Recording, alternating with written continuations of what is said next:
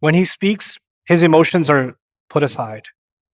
The only thing before him is this messenger is committed to delivering revelation. That's it. Whether it reaches somebody's heart or not, he knows that's not up to him. Because what goes in the heart comes from Allah.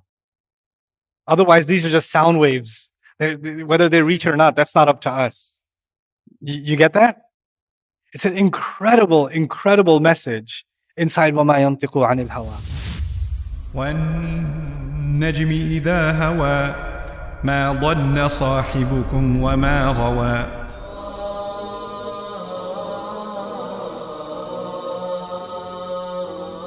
Make the most of this series by downloading our free workbook for a guided contemplation of this powerful surah. But now we get to the meat of the matter on this ayah. I was going to get to ayah number 6. I'm going to get to ayah number 3. This is all we're going to do today. وَمَا يَنْطِقُ عَنِ الْهَوَىٰ. He says, think of it this way. A public speaker or a speaker, because the Prophet ﷺ is now speaking the Quran, so he's become a public speaker. What are the motivations of a public speaker?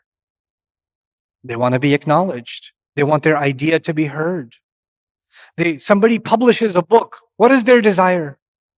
Inshallah, it will sit in the library collecting dust one day. No, their desire is millions of people are going to read this book.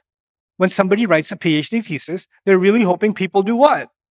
They read it. When you make a stupid post about what slice of pizza you ate and your amazing contemplation on the cheese, and you put it up on Instagram, you check all the time for what? Acknowledgement. Somebody saying, oh my God, that's so deep. I'll never eat pizza the same way again, etc. You're looking for something because a speaker, a presenter, when they present their idea in public, they desire acknowledgement. They desire to be heard. They desire to be understood. Maybe they desire to be praised. Maybe they desire to be, seen, valued. Wow, that was ingenious. Maybe they desire to be put on a social position. I want to learn more from you. Maybe they desire that. But there are desires behind speech. Like if I'm sitting here giving you this lecture and two of you are talking, it will annoy me. It'll annoy me because I'm desiring to be heard right now. And you're taking away from that. And it's agitating me because I'm directly impacted by what you're doing. Right? The Prophet ﷺ is being described as something different. When he speaks, he has no desire to be heard, no desire to be acknowledged, no desire to be appreciated, no desire to be followed. He's only doing this because Allah told him to. And none of his personal ambitions or emotions, conscious or subconscious, are part of the equation. This is the most incredible expression of pure, like 1,000,000% pure sincerity, because this is a level of purity. I don't know if it's humanly possible for the rest of us. I don't know if it is. But there's one thing I can tell you when talking about the Quran, because this is tied to the delivery of the Quran. He says, "Ma akunu li an ubaddilahu min tilqa'i nafsi." It's not up to me to change it from myself. The Prophet doesn't decide what words will come out. And by the way, most of the time that words that were coming out were offensive. And when somebody's angry, and then the next ayah is even more offensive.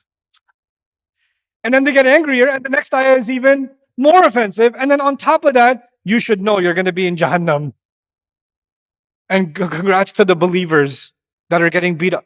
Oh my God, this is like, maybe, in my mind, it would be, how it would be, maybe I shouldn't say this right now. Maybe I'll recite this surah later when there's nobody listening, or when I'm around a less hostile crowd, then I'll recite this surah. Right now, I'm explaining Surah An-Najm to you, but you're all willingly listening.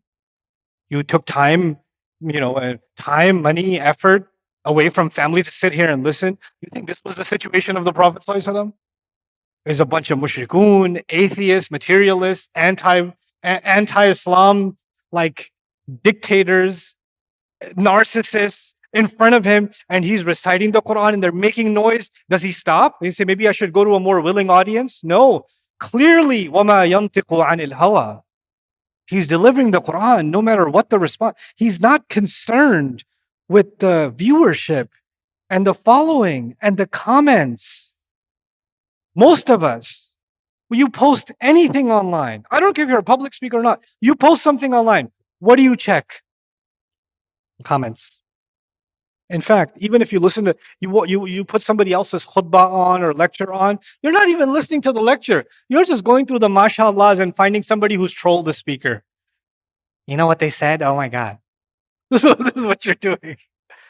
We're so obsessed with the commentary. وَمَا يَنْطِقُ عَنِ الْهَوَىٰ means, first of all, he's not dying to express his talents to the world like a philosopher is dying to share his philosophy. A singer is dying to sing his song. A storyteller is dying to tell his story. The Prophet ﷺ is not like, oh my God, the world needs to know what I have inside me. No, no, no. Allah has given him this. It's not a projection of his own ego like it is for every other public speaker. It's not. And then on top of that, you know, a public speaker really listens to feedback, right? This poem was a big hit. This was not a big hit. This speech went really well. That one didn't. Now I'm going to change my style to cater to the audience because I need to nurture my audience. And by the way, now this is a multi-billion-dollar, trillion-dollar industry. How do you nurture an audience and how do you cater your message to pander to an audience better and better? Isn't that what social media analytics are now? Isn't that what people are doing degrees in now? You know, marketing degrees and social media analytics degrees and trends, studying trends and behaviors and all of this to what? Get engagement, get a crowd, get an audience. And all of it is just, Allah just pours acid over it, just saying, مَا يَنْطِقُ عَنِ الْهَوَىٰ. He's not concerned with what people want to hear. He's just not concerned with that. He's just Quran. You know, I'll tell you something personal as I conclude this. This is, by the way, I said this to you out loud, but you can take this. This is for you to, you know. When I was developing Quran Week, this program, before this, when I was traveling, I was doing another program called Story Night. And Story Night is my pent-up desire to be a comedian, masked with Dars al-Quran. Like, I enjoy myself in Story Night. I love telling stories. I love, this academic geeky stuff. This is one side of me. There's another side of me that is the opposite of this. It's entirely stupid. And that's the side of me that comes out in Story Night. And it's just 3 hours. It's entertaining. It's kids are there. They're having a lot of fun. Non-Muslims come and enjoy themselves. It's easy. It's no hard work. It's on autopilot. I have to do nothing for it. Then I was like, let's go to communities and contemplate a whole surah of the Quran. And you know what my team said? Who's going to come to that? People aren't ready for that. People have TikTok attention span. After 90 seconds, 90 is too long. 30 seconds. They're going to try to swipe you in the first day. People are going to say, I'm not coming back to this. This is too much. It's too much stuff. There's too much material. It's too deep. It's too heavy. That's not what the public wants. I was like, yeah, but the thing is, tadabbur of the Quran is dying. We're not doing it as a people. And I had to make a decision whether one of you shows up or none of you shows up. I'm going to do tadabbur of Quran. And I want to act, even if I can ignite one person to start doing tadabbur of Quran in one community, I'm good. But I could have been sitting at Bayina campus doing this in front of a camera. I could do that. I've done Surah Yusuf like that, Surah Al-Kahf like that, Surah Al-Imran like that. I was like, no, I want to travel and take the hard work with me. You know, and part of the mental blocks I had is, I don't think this is going to work because it's not a desirable program, because it's too much work. And then there are ayat like these that slap you across the face.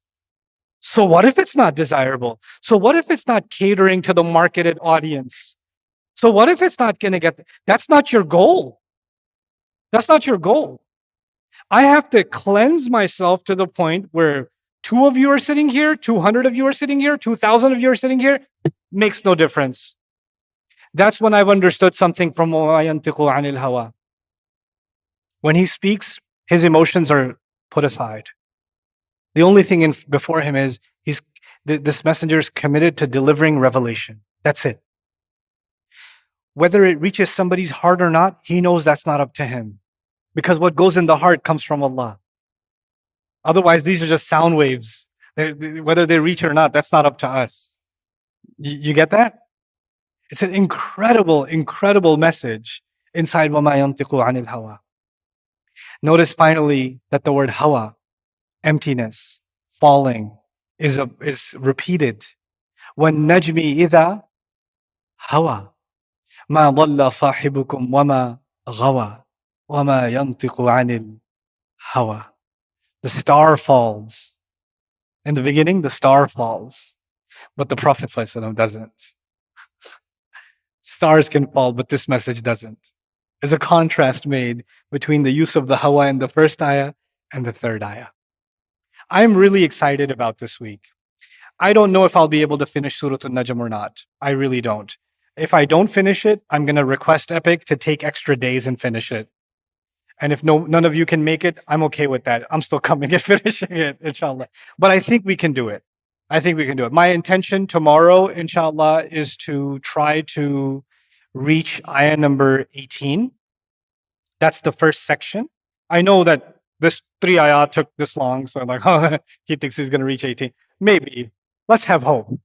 They can start progressing a little faster now that I've laid the groundwork for you. So we're hoping to reach ayah number 18 tomorrow, inshallah. But before I conclude, I want you to know that these booklets that you were given, right? These booklets are going to be about how to contemplate the Quran. And each lens, I'm going to give you from each lens something to take away. And before we start the lens, there's something we call the heart filter. I talked to you about that in the beginning. I'm going to talk to you about that now, so you have that with you.